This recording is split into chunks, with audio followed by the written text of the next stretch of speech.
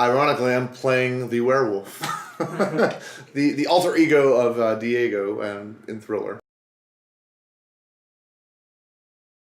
It was about, man, I think it was actually like a really young age. I think probably around, I would go as far as to say 5 actually, because believe it or not, I think Thriller was one of the most influential albums, and I was around 5 years old when it came out. So I think probably like right around that age that, like I heard that album, and I can remember I'd go over to my neighbor's house and we'd be swinging on a swing set, listening to Thriller, and but what made me really want to actually start playing music was, actually, I took piano lessons as a kid, and I was playing the piano, and I was in music class, and asked my music teacher after class one day if I could go up and play the piano, and when I got done playing, I remember I played Money, I don't even know who sings it, that's what I want, and I got done, and all the girls in the class went, ah! And I was like, well, I want to do this for the rest of my life, so.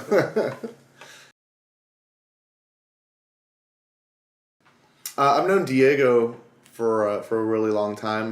My band has actually played with his band, his ex band Spontaneo before, up at IUP where he went to school, and I guess when this whole thing was getting put together, Diego gave me a call and he said, "Hey, I know your band actually covers Thriller by Michael Jackson, and we're doing this Thriller tribute project," and he just called me up and asked if I'd be interested, and I said, "Yeah, sure, that'd be great." So.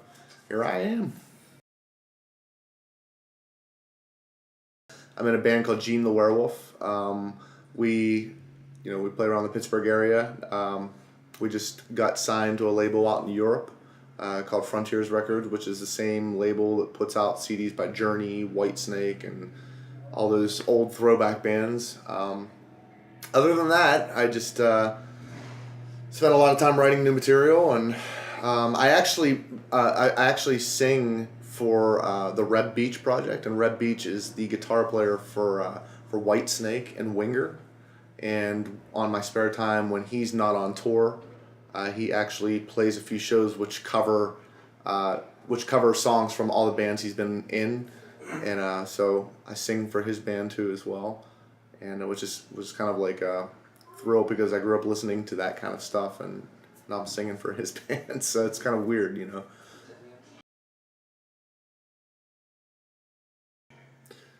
Rock. That's what I would say, rock. I would actually have to go with Thriller, which was kind of, I was kind of happy that Diego asked me to be a part of that song because I think that is my favorite. I think Beat It comes in a close second. Yeah. So all the songs basically off the Thriller album I think are kind of my favorite. But it's so hard to pick one. I'm going to be boring, and I'm just going to say I wish I was able to fly. I think a lot of people try to elaborate and say I wish I had like the strength of 1,000 men or whatever, like being able to be invisible or something. But being invisible is kind of creepy. Like, you know what I mean? So I just wish I could fly. I think it would be cool.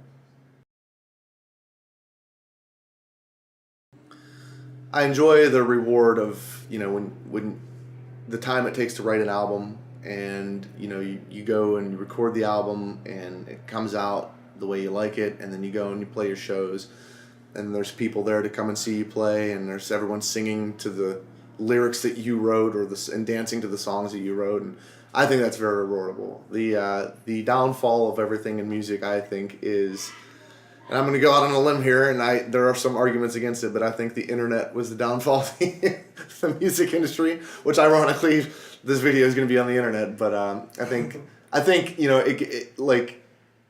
there's a lot of problem with people and image, and if I would have known 25 years ago that I should have just worked on getting rock hard abs and being cuter rather than being a good musician, it might have turned out differently for me. But hey, whatever, I would say that I think the best advice anyone could take is just never give up on anything. It's kind of like there's going to be rejection, there's going to be rewards, there's going to be times, I know I felt there's been times where I just can't do this anymore, it's stupid, I don't even want to do this, but I think any time I've felt something positive come of what I do, it's always because I've stuck with it.